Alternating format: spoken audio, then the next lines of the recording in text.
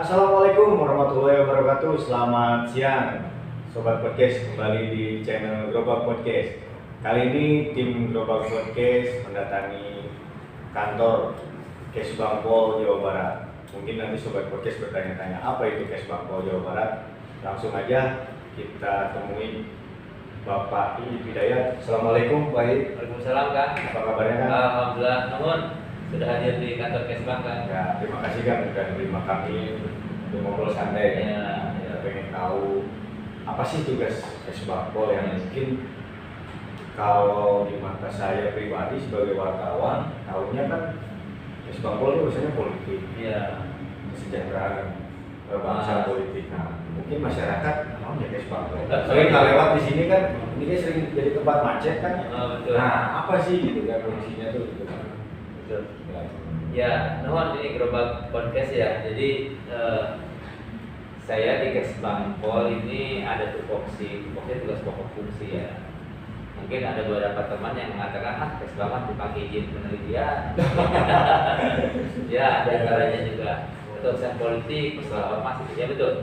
Jadi ada 4 besar yang kita garap di Kesbang itu. Pertama masalah ideologi wawasan kebangsaan. Oke. Jadi apa ideologi itu? Berarti kita Pancasila, NKRI, Lambang negara, lalu Ya. bahasa itu bagian daripada. Masuk ke falsafahnya juga. Iya. Ini kan bicara Indonesia tapi yang dikerjakan di provinsi juga. Kemudian bicara kewaspadaan, Kewaspadaan. masa dini. Oke. Jadi ada gejolak di masyarakat, ada masalah apa yang bersifat di kalau saya sebut hankam itu. Gejolak sosial. Gejolak sosial itu harus ada pendeteksian. Jadi itu sinergis ya kan ya kalau yang dengan lembaga lain ya? Iya harus, kalau tidak kolaborasi kita nggak akan bisa jalan. Terus yang ketiga Kesbag itu lebih kepada berbicara bagaimana ekonomi, budaya, sosial termasuk ormas dalam ormas saja di situ ya, ormas saja sampai hari ini kita punya data ada 1.264 ormas di Jawa yang terdaftar, yang terdata. Yang terdata dan Iya. terdaftar resmi, Terdaftar. legal berarti ya? Ya, artinya kalau aset ilegal di Kemenhukam. Tapi mereka harus melaporkan kepada kami untuk terdirektori, tercatat. Tapi dari 1.200 itu Ini yang legal, aspek legalnya seperti apa? sudah kami seleksi, artinya itu sudah. Mungkin lebih banyak sebetulnya, tapi inilah yang sudah sampai hari ini kita bisa mendeteksi. Kemudian yang keempat bicara masalah Poldagri, politik dalam negeri. Nah, seperti kemarin Desember 8 kabupaten kota pilkada serentak itu bagian yang kita kerjakan, kita garap karena masa pandemi saat ini ya, jadi memang hal yang luar biasa, extraordinary dari sejak kita ada pemilu, baru hari ini kita ada pilkada tapi pandemi. Di saat pandemi. Nah, jadi amanatnya pilkadanya berjalan dengan baik, kedua sehat, ketiga tingkat partisipasi. Dan alhamdulillah ya karena di Ya. kota-kabupaten itu ya. Bagus Kang, ini tahun 2015 itu meningkat tingkat partisipasinya. Sekarang di angka 69, sekian, artinya melek politik sudah itu. Kemudian tanda kutip keributan Bawaslu sudah menangani tidak sebanyak yang dulu. Artinya apa dengan selesai orang sudah sadar. Dan sosialisasi yang masih Wah, tidak tindakannya masih tadi ya. karena saya mengatakan bahwa pilkada itu bagian daripada bela negara. Gitu kan. Kan ngomong-ngomong tadi soal ormas. Ya. Kalau tidak salah saya punya data di Jawa Barat paling banyak ormas. Benar nggak sih kan? Iya, kalau karena kan Ya. seimbang ya. Ya. Jawa Barat itu kan 20% masyarakat Indonesia ada di Betul. Jawa Barat tuh. Jadi pasti banyak. Banyak. Dan itu di undang-undang kan. Oke. Sekarang mah ormas mah jangankan banyak, 3 orang itu bisa jadi ormas. Oh gitu ya? Iya kan diatur oleh undang-undang. Di Undang-Undang 45 malah Betul. kebebasan berkumpul berserikat. Nah, pengawasannya seperti apa kan? Dengan banyak banget sih, Ya. 200 ormas Jawa Ya. Barat Ya. yang tersebar di 27 kabupaten Ya. kota. Pengawasannya seperti apa sih? Nah, ketika bicara pengawasan, Kang, ini tentu kita ketika bicara Jawa Barat ini pasti bicara juga kabupaten kota. Oke. Karena di kabupaten kota juga ada Kesbangpolnya, Kang. Ya. Jadi kita sinergi, kolaborasi, berbagi tugas, Pak. Jadi ketika bicara pola pembinaan, artinya kita harus sama-sama mempunyai alat ukurnya. Ya. Nah, makanya di SKT surat keterangan terdaftar berubah selanjutnya ya. Kita mencantumkan di poin tertentu bahwa dia harus melaporkan 6 bulan sekali. Aktivasinya, Aktivasinya. 6 bulan sekali. Namun demikian itu akhir melaporkan untuk Oh gitu. Nah, Nah, ketika yang melaporkan kan sudah mudah. Ketika tidak itu kadang-kadang kita harus aktif ke sana, itu juga kita butuh waktu ya. Dan itu bagian dari tugas kami. Tapi saya berharap mengimbau ya lakukanlah itu Pak, karena kita juga terbatas. Oke. Untuk update data ormasnya sendiri sampai hari ini, tadi saya 1264 itu. Nah, ini kan pengawasannya tadi seperti itu. Ya. Nah, kalau kita sering dengar nih, ada oknum ormas Ya. yang mungkin juga datang minta proyek. Nah, seperti apa itu kan pengawasan dari pihak Kesbang? Ya. Ini kan rentan sekali Ya, terjadi di ya. masyarakat kita gitu. Ya, oke.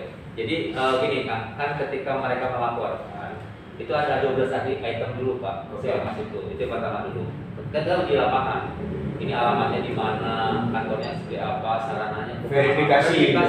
Okay. Ini orang-orangnya kan KTP sampaikan kepada kami, itu kan bagian daripada registrasi. Setelah registrasi maka kita keluarkan surat. Nah kemudian ada pertanyaan tadi kan rumah ada oknum misalkan, mata sering gitu kan kita mendengar juga kan. Ya. Nah ini yang jadi masalah, saya sering mendengar itu juga, tapi laporan tertulis kadang-kadang kita tidak pegang, itu jadi kesulitan kami. Kalau hanya kata orang susah, nanti ketika dikonfirmasi saya memang enggak. Jadi maksud saya sumir gitu kan. Tapi walaupun bagaimana kita mendeteksi ketika itu ada, paling tidak saya komunikasi dengan pimpinan ormasnya bahwa ada info seperti ini, benar tidaknya tolong diverifikasi. Karena itu rumah tangga mereka Pak ya. Selama dia tidak melanggar aturan hukum dan berpikir ya itu silakan gitu ormas yang bersangkutan atau internal yang menyelesaikan. Tapi kalau sudah masuk wilayah pelanggaran hukum ya berarti aparat penegak hukum yang menyelesaikan. Kan ini kan Kesbangpol dengan pengawasan terhadap 1.200 orang. Ormasnya kan karakternya beda-beda. Ini mengerikan ini luar biasa nih semangatnya dengan jajaran.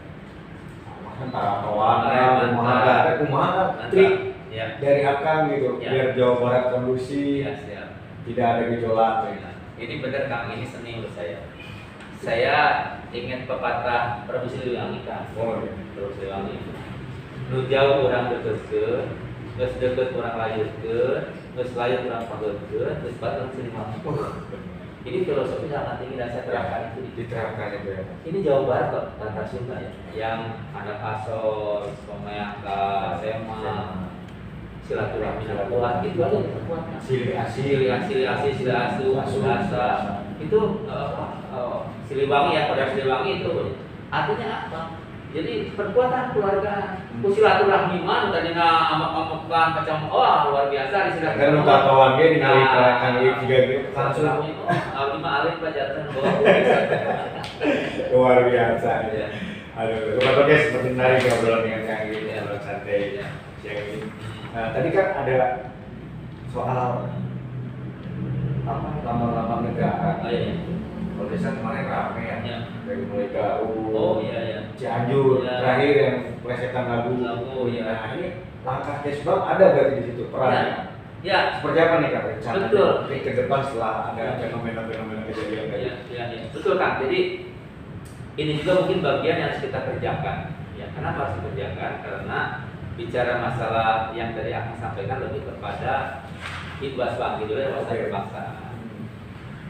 Historis melihat bahwa di Jawa Barat ini pernah ada kejadian Sunda Empire, Paguyuban Tunggarahayu, Paguyuban Tunggarahayu, kemudian ada penyobekan bendera putih di Budi Sumedang, pencabutan bendera orang di Garut, kemudian satu lagi terakhir yang Lampu Tea. Ternyata kira Malaysia taunya orang Cianjur. Ya.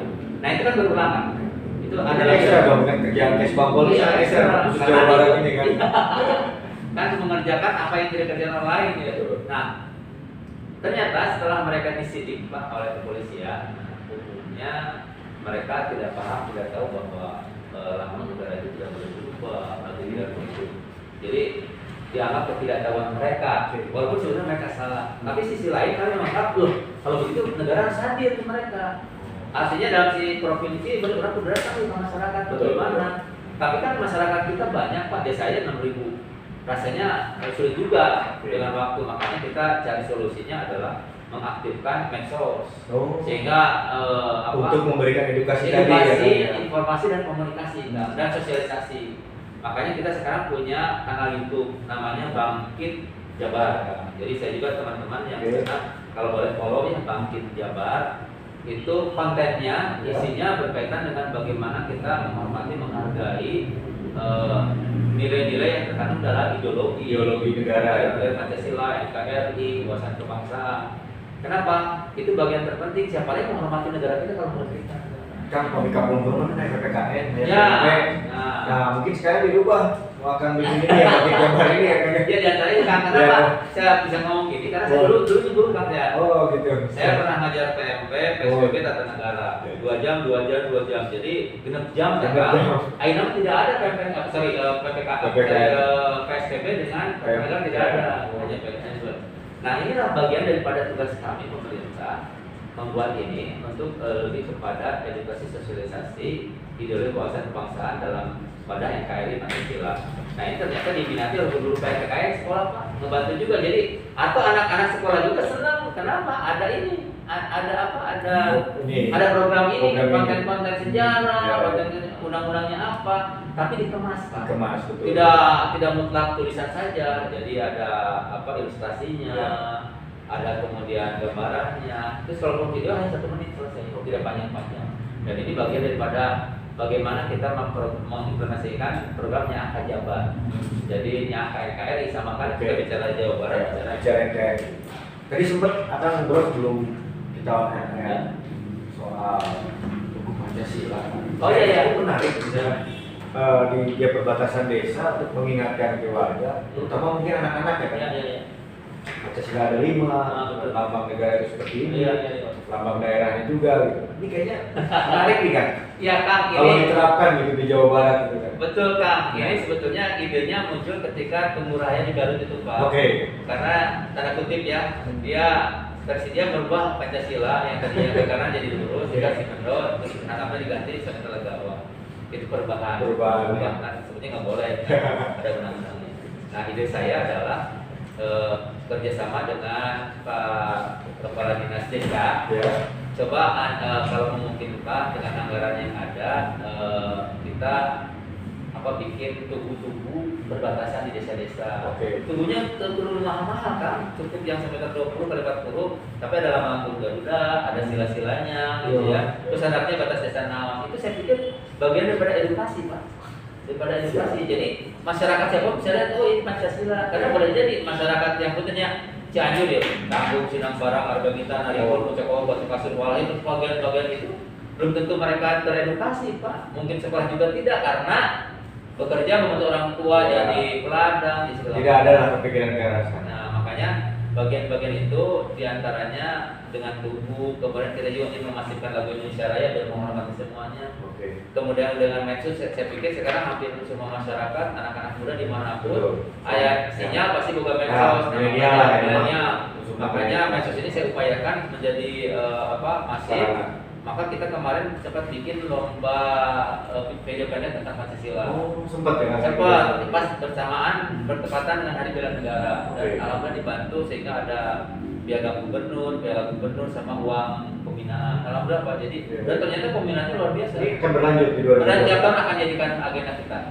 Jadi teman-teman yang milenial siap-siap ya, nanti di Desember pasti ada lomba video pendek atau bikin lagu tentang apa gitu Pancasila. Nanti ada hadiah uangnya juga, ada piagamnya, ada piala. Nanti yang menyebutnya gubernur langsung. Mantap nih program-programnya Sobat Podcast. Ya. Kan ini kan masuk 2021. Kita baru 5 hari ya. 2021. Kemarin juga ditutup 2020 dengan ya pasti situasi masih pandemi ya. Kesbang tadi akan menjelaskan ada deteksi dini. Artinya 2020 itu kan masih panjang. Deteksi dini untuk Jawa Barat di Polres Sosbud Harkam karena situasi kan Pak.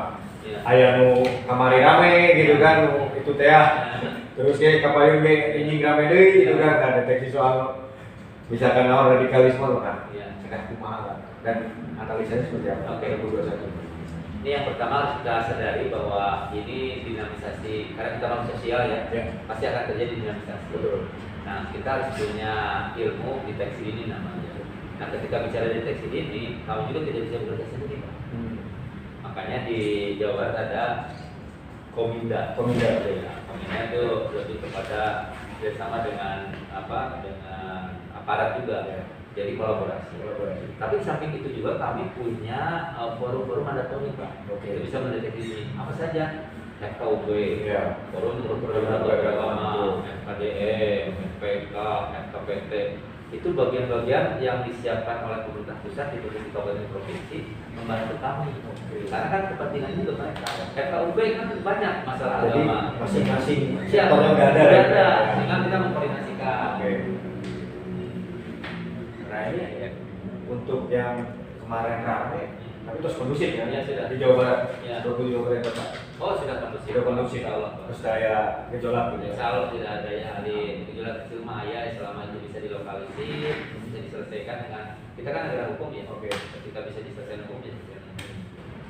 Nah untuk situasi politik kan, kalau dari Ya. mungkin pembahasan RUU pemilu kan baru masuk 2021. Iya. Khusus untuk Jawa Barat karena memang selalu jadi barometer ya. Ini prediksi kami, prediksi saya 2021 udah mulai hangat soal pilwakot kan. Oke. Kan mungkin ribu. Iya. Artinya deteksi seperti apa nih dari Resbangko untuk ya karena masih pandemi kita kan pengurus kementak gitu asal nama kan gitu kan nah gitu. Iya. Tapi kan nggak bisa ditahan juga kan. Nah itu dia asratnya kan kamu.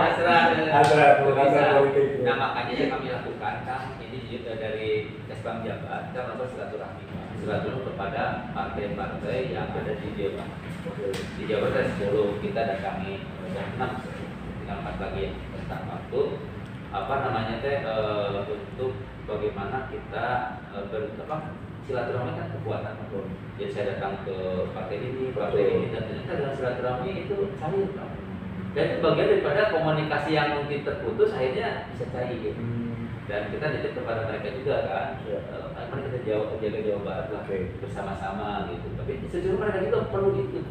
Dan dengan tenang semua sudah ini bagian dari program ngajarin pengawal politik ada di program kita gitu, jadi berbagai macam kita lakukan. Ya mudah-mudahan lah dengan silaturahmi kekuatan itu kita bisa kan gini Pak, kalau ada unjuk rasa malamnya kita sudah harus koordinasi nih.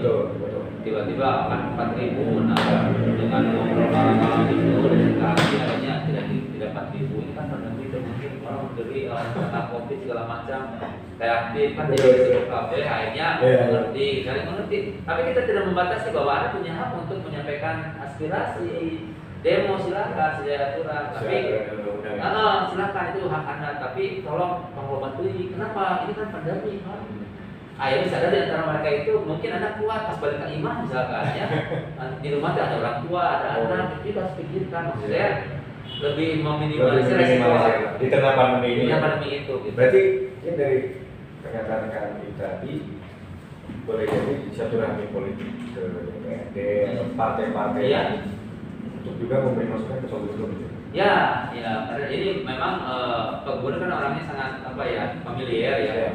Jadi ketika saya bilang langkah tidak baik, silaturahmi itu nomor 1 penting. Laksanakan dulu dari berbagai tugas. Ya, saya tidak saja ke partai politik Pak, ke beberapa ormas, kemudian juga sepuh Jabar, ke Oso, itu bagian terpenting daripada silaturahmi. Karena sebetulnya silaturahmi menurut saya ya apapun pasti bisa ada solusi. Kan Kesbangko juga memantau mungkin situasi pandemi ini dari mulai sebelum tahun baru kan kemarin juga tadi bilang di pemilu pilkada kemarin pilkada yang sehat, lancar dan partisipasi meningkat. Gimana nih pemantauan dari masyarakat masih abai sama protokol kesehatan atau gimana? Ya, itu kata saya juga yang namanya masyarakat patuh pada prokes bersama dengan bela negara. Wah, itu poin pentingnya itu lah. Nah makanya kan ketika pilkada serentak di Jawa Barat dilakukan di Desember tanggal 9 Desember, saya berpikir ini sebelum tanggal 9 Desember kita harus keliling. Maka di November saya keliling ke 8 pemerintahan. Apa yang dilakukan oleh Kesbangko Jawa Barat? Kami mengumpulkan tokoh-tokoh masyarakat, tokoh agama, tokoh pemuda, KPU, Bawaslu, polisi, tentara, 30 orang lah, jangan lebih dari 30 orang karena pandemi ya. Kemudian dari Jawa Barat mendatangkan akademisi, kemudian mendatangkan juga dari Kementerian Dalam Negeri narasumber, kemudian dari DPRD diskusi sehingga dari awal kita sudah tahu di Pangandaran mah situasinya seperti ini. Di Cirebon, ya. Jadi yang namanya seperti ini. Ya, jadi bisa ditasi jadi analisanya udah ada data dasar lah ya. Itu yang kita lakukan sehingga kita bisa memprediksi tanggal 9 Desember pasti seperti ini. Iya. Bagian daripada itu ya. Nah ini kan untuk semangat tadi bagus itu kan bahwa protokol kesehatan sebenarnya benar-benar. Oh benar. Mungkin di Kes Bangpol sekarang Iya. ada program di masyarakat itu secara langsung action atau mungkin virtual. Iya. Karena kan masih pandemi dan kita belum tahu juga kan, Iya. walaupun vaksin udah datang di Bio Farma gitu kan. Iya betul. Nah, iya kan.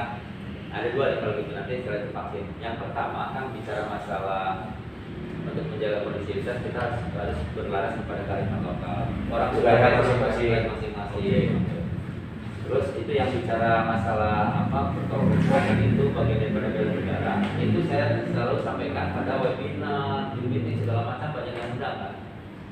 Kayak gini Kak, dulu mungkin yang namanya pahlawan itu angkat senjata, bawa pedil. Hari ini diam di rumah juga pahlawan menurut saya. Itu jalan juga mana? Kenapa? Karena tidak menularkan, tidak ditularkan. Itu situasional. Makanya intens dalam narasumber saya selalu masukkan bahwa bela negara itu bagian daripada pelaksanaan prokes. Yang kedua Pak, ini masalah sekarang pemerintah sudah menyatakan ada vaksin. Itu. Dan kita harus percaya pemerintah. Kenapa harus percaya pemerintah? Karena pemerintah punya dinas kesehatannya, katakanlah punya agamanya, dan segala macam. Nah, itu semua diukur. Percaya saja ini. Nah, walaupun seperti kita tahu vaksin itu ada dari Cina, dari Kanada, dari Inggris, oke ya, dari Rusia itu macam-macam. Tapi bagi kita mari berbuat dengan vaksin yang ada. Karena apa kan puntennya? Kalau saya menerjemahkan sila pertama Pancasila, ketuhanan yang esa. Kalau saya pribadi menganggap bahwa yang namanya COVID itu anugerah dari Tuhan. Dan tidak ada orang yang bisa menghilangkan COVID itu. Malah COVID itu akan summon together, summon living dengan kita. Justru perintah agama adalah bagaimana kita mencari solusi, mencari jalan keluar agar terhindar daripada itu pandemi itu. Makanya carilah vaksinnya. Nah, ketika vaksin ini ada, mari kita klarifikasi, bisa ada hoax segala macam. Tapi kita percaya pada pemerintah. Artinya setelah mungkin nanti tenaga kesehatan yang pertama, masyarakat pun harus siap. Ya harus siap. Daripada tidak sama sekali, soalnya kerja kemana? Sementara Bapak tolong ya, yang namanya ini luar biasa COVID ini. Dia kan tidak melihat siapa pun. Tidak melihat pangkat jabatan, golongan, daerah. Allah Akbar, kita tidak pernah tahu. Tapi resiko itu terjadi gitu. Makanya kita udahlah. Gubernur aja sudah berani divaksin, pertama gubernur, pangdam, kapolda itu kan. Nah, tapi ya sekarang kita percaya saja itu. Kenapa? Lebih baik melakukan ketimbang tidak sama sekali. Hanya menunggu kan tidak berarti. Tapi kalau divaksin itu kan 2 kali. Jadi artinya ya siap. Akan ada kampanye lagi ya Bang untuk penguatan bahwa protokol kesehatan dalam bela negara. Karena ini menurut saya, kalau masyarakat terus menerus dicari opini itu, mereka akan terus orang bela negara ya. Bagaimana bilang ya, diam di rumah juga pengelola, terus lah. Terpenting-penting tembok atau keluar tembok gitu kan. Tapi kalau diterjemahkan benar tahu. Cicing juga artinya perlu situasional gitu kan. Artinya kan kalau perlu keluar ya gohun. Sekolah kuliah cukup ini maksud saya begitu, bukan berarti cicing. Benar. Terjemahkannya harus dinamis. Ya itu insya Allah bagian daripada upaya kita untuk mensosialisasi itu, termasuk juga kami kemarin sudah koordinasi dengan juru bicara Satgas Pak Daud. Kita bikin semacam bimbingan berkaitan dengan kehadiran vaksin ini. Nanti hadirkanlah narasumber yang ngerti masalah ilmu vaksin, nanti yang ngerti ilmu agama gitu. Nanti kan itu bisa diskusi gitu. Kan sekarang dari manapun masuknya ke Bio Farma dulu Pak. Ya betul. Artinya baru didistribusikan ke daerah-daerah. Kalau tidak salah udah beberapa hari ini. Iya. 2-3 hari ini didistribusikan. Artinya apa? Pemerintah tanggung jawab. Itu kualitasnya juga terjamin itu udah masuk ke Bio Farma. Saya kira itu bagian daripada upaya pemerintah untuk meyakinkan dan memastikan bahwa ini aman. Gitu.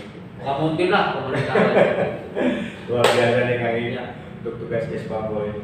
Kang Im, terakhir mungkin pesan ke masyarakat di channel Global Podcast agar seperti apa di tahun 2021 ini, terutama karena masih kayak kesempatan ini. Iya, iya. Terima kasih. Jadi yang pertama ini yang kita tidak pernah tahu kapan berakhir pandemi ini, tapi vaksin sudah ada. Mudah-mudahan dalam setahun ini semua sudah tervaksin dan efektif hasilnya. Tapi sebelum itu selesai, 4M mungkin sekarang itu ya, mencuci tangan, menjaga jarak, memakai masker dan cuci tangan, masker, jaga jarak dengan berkerumun, jangan berkerumun ya. Jadi maksud saya itu tetap dilakukan, jangan sampai kendor Pak. Harus sadar Pak, kita tidak pernah tahu di Kesbang aja dulu ada 15 Pak. Coba bayangkan. Iya, saya dengar nggak gitu. Ya, maksud saya presiden juga ya. Maksudnya kita tidak pernah tahu, padahal mereka tuh aktif gitu, tapi faktanya terjadi. Betul. Itu yang pertama. Yang kedua, saya berharap kepada teman-teman semua Global Podcast ini, mari kita jaga konsistensi Jawa Barat. Oke. Kan kalau aman lancar, masih sejahtera, damai, berlantai enak, terima triliun gitu ya. Jadi harus percaya kepada pemerintah. Kemudian kalau ada berita-berita yang kira-kira belum pasti kebenarannya, jangan di-share, jangan melakukan visi jadi doli. Yang ketiga terakhir mungkin mari kita sukseskan vaksin ini terutama Pak. Jadi kita siap untuk divaksin agar kita bisa mengukur diri dan lepas dari karena apa? Ini kan histori mengatakan hampir 100 tahun sekali ada Pak. Sebelumnya kan meningitis, sebelumnya ada tipes, kolera segala macam. Segala macam itu kan berulang.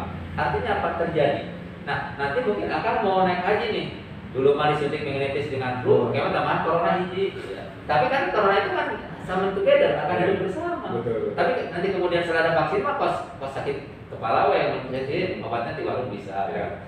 Jadi akan biasa lagi gitu. Oke. Kita berdoa aja. Ya. Amin. Kami terima kasih atas waktunya ini yang ngobrol santai yang singkat. Ya. Menjelaskan Jawa Barat, menjelaskan Kesbang juga punya seperti apa. Semoga pandemi ini menjadikan kita dewasa. Amin. Sobat Podcast, jangan lupa like dan subscribe channel Global Podcast. Terima kasih. Assalamualaikum warahmatullahi wabarakatuh.